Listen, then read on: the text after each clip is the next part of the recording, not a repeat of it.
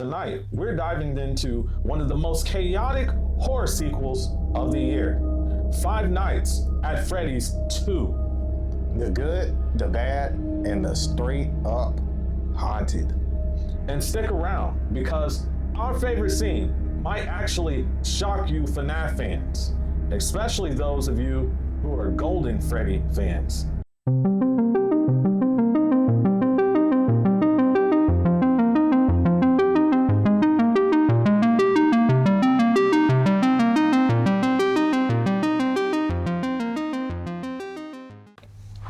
Five Nights at Freddy's 2 opens in 1982, where a young girl named Charlotte attends a birthday party.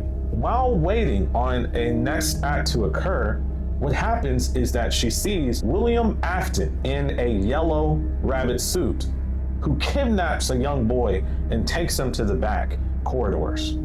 Well, she tries to get help from all types of parents at the party, but all of them turn her down, despite her efforts.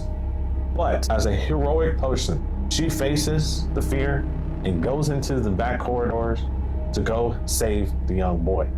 She ends up saving the young boy, but unfortunately for her, William Afton stabs her in the back several times, and she does not survive while the young boy lives. So this film, which is FNAF 2, is a film where we see our main characters from the previous film, like Abby, trying to reconnect with the animatronics. We see our main protagonists, Mike and Vanessa from the previous films, trying to explore the possibility of a romantic relationship. We see in this movie the animatronics escape from the actual Freddy's situation and area, and they move past that into the real world.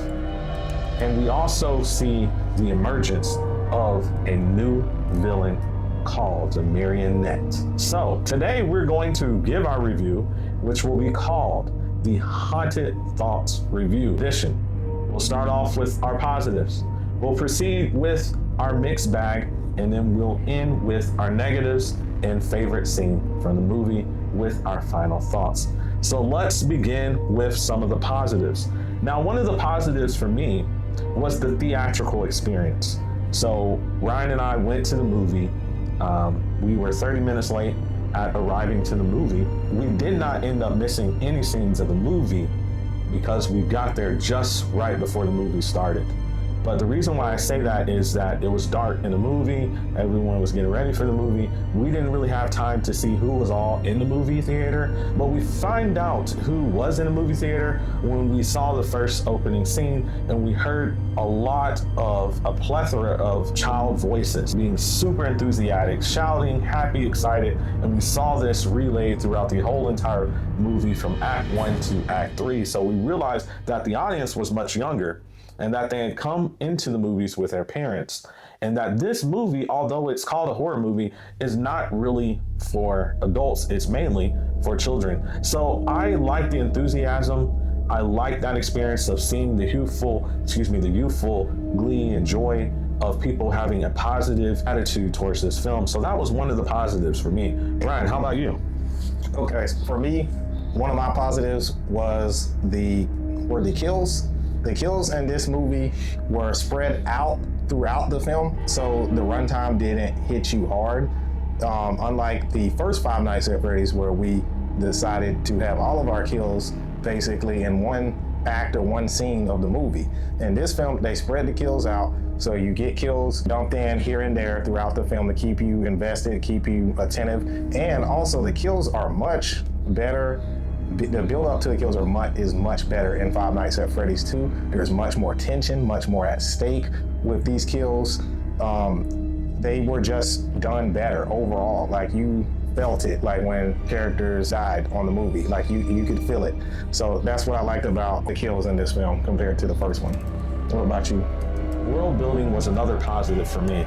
So there was a lot of world building where we see that we go from FNAF 1, where there was a couple of venues for the scene. So we saw in FNAF 1, the old Freddy's pizza place. And then we would normally see Mike's apartment, and those were basically the two scenes there, with few exceptions. In this particular film, we are blessed with a lot of different venues. So we have Mike's new home. We have the two different Freddy pizza joints. We also have the Abby's middle school, where she's in the classroom with her teacher, who's super annoying, and I thought he did a great job there.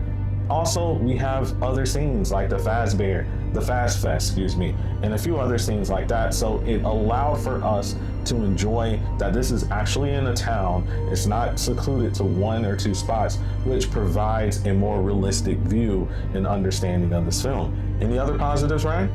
Okay, so another positive for me is the introduction of the marionette character, or marionette animatronic.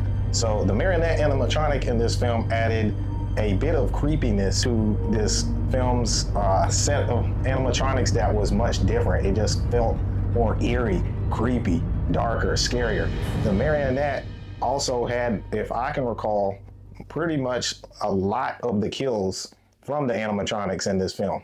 So the marionette to me was definitely a good addition, and I thought that it just made the film much more darker and creepier than the first.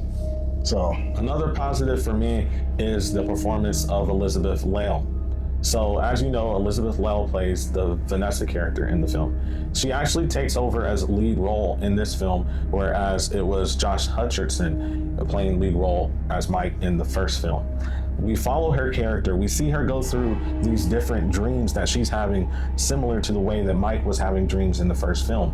We also see that her character is more than just a police officer in an old Crown Victoria police vehicle. We see that she's actually a person, and that she has emotions and feelings and fears and trauma that she's going through. We see her explore the possibility of a romantic relationship, and also see her interact with people other than just Mike. And so I really enjoyed that aspect, and I enjoyed her portrayal in this film, as well as the voice acting for Chica, which was done by Megan Fox.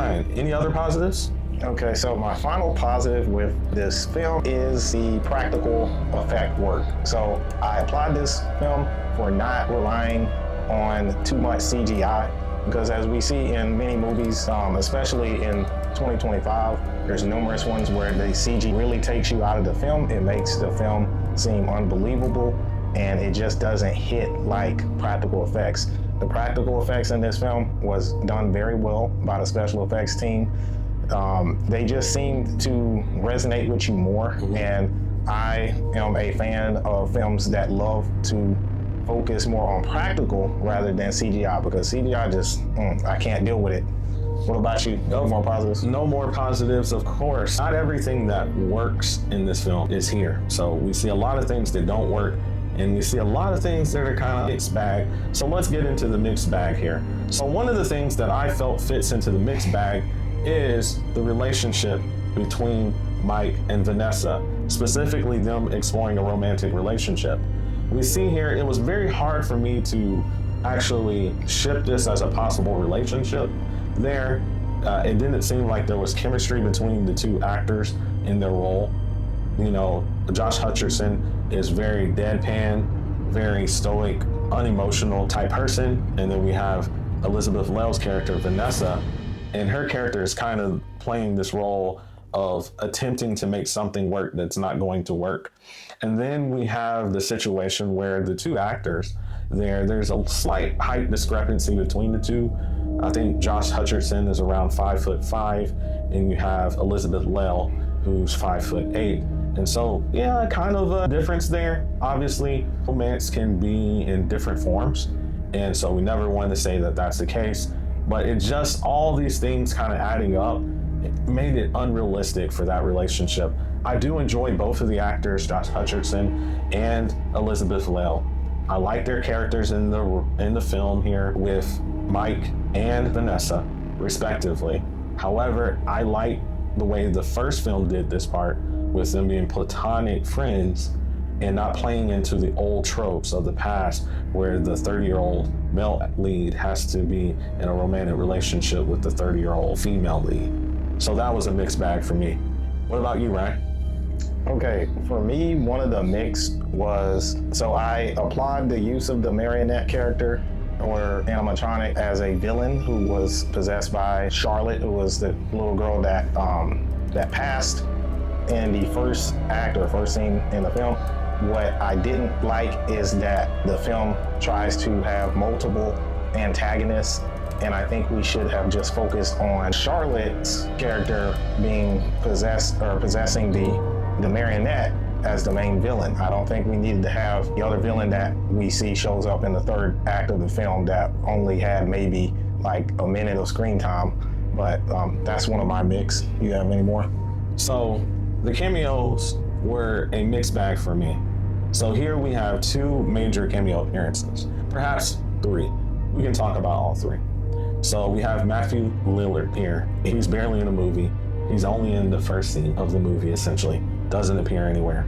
We also have Skeet Ulrich character here, who is the father of Charlotte, who passed in the opening act. And he was just in one scene, and that was it. You would have thought he would have done more, been more a part of the action that takes place in Act 3, but he was nowhere to be seen. And then we also have, what's the young lady's name? McKenna Grace. McKenna Grace. We have McKenna Grace.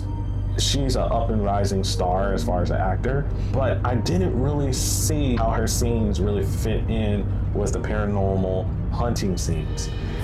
That was a subplot that was kind of a bit misplaced, if you will. I enjoyed these actors being a part of the film. I just didn't like how they were utilized in this film. Ryan, do you have any more mixed reviews here? So with me, one of my mix kind of overlaps with yours. Like I would agree with you with Matthew Lillard's character not having much screen time, and then the use of Skeet Ulrich, him not having enough screen time. And them being from the Scream franchise, big name. So we were big name stars that we were expecting a lot from and got very little. Go ahead. But yeah, I thought that they underutilized those characters. I thought it was great that we got them in the film, but we could have utilized them to have better roles and more important roles throughout the film, but yeah. Okay, so here's where FNAF loses us. So the first thing it loses us with is with the rushed subplots. And this isn't news to anyone if you've been watching YouTube reviews on FNAF 2. However, I want to expound on this a little bit more. So we have several major subplots in this film. We have Charlotte becoming the marionette subplot. We have Michael Afton, who is Vanessa's brother, that subplot with the whole paranormal hunting crew and how that works out. We also have the original animatronics versus the new animatronics as a subplot. We have the science fair at Abby's middle school as a subplot. And then we also have Fast Fest as a whole different subplot. Now, I was thinking that they were going to utilize Fast Fest a whole lot in the Act 3. I thought that the major activity was going to be there was going to be a huge fight that takes place at the Fast Fest where the animatronics started attacking the people in the town at there, but that didn't exist in this movie. So it was very rushed. It was kind of shoehorned in many of these things. What I think this movie could have done a better job is selecting a few. Instead of having 6 or 7 different plots, select 2 or 3, work those and mature those well so that we can have a consistent and cohesive conclusion in this film. So Ryan, what are some negatives for you? Okay, so my first major negative was after watching this film, I kind of felt as though I had seen this story from somewhere, and then it hit me with a light bulb. I'm like, I know I've seen something similar to this. The black phone. So the black phone mimicry in this film is not warranted.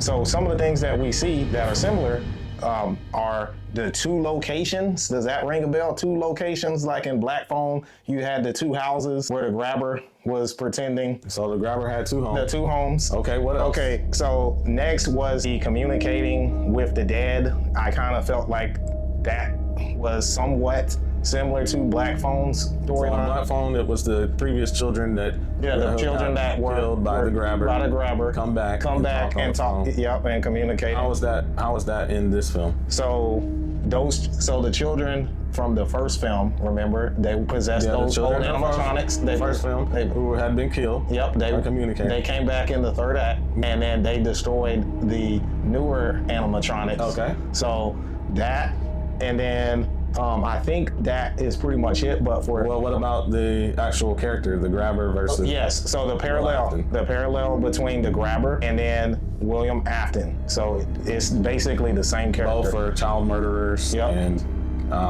lure children and stuff like that, and are evil people. Yep. So I can see that point here. One of the things that I saw as a negative was the clustered third act. The third act was way too complicated, and it shouldn't have been. And it's because there were too many subplots going on, and the storytellers were trying to find a way to land the plane for a good ending. But how can you land the plane for a good ending when you have 6 or 7 different destinations that you're trying to go to all at the same time?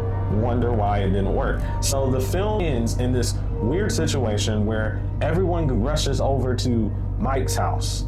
You have Vanessa going over to Mike's house. You have Mike's friend from the previous movie, the security guard guy, going over to Mike's house. You have Abby going over to Mike's house. There you have the animatronics, both the old versions from the original FNAF and the new versions from this FNAF, all rushing over to Mike's house. We then have, what we have here is another Mike Afton, who is the brother of Vanessa, who turns out in this third act to be an evil guy that we only saw once in this movie before, in one scene back in Act 2 there, and now he's the villain, and he's telling the new animatronics to kill our protagonist.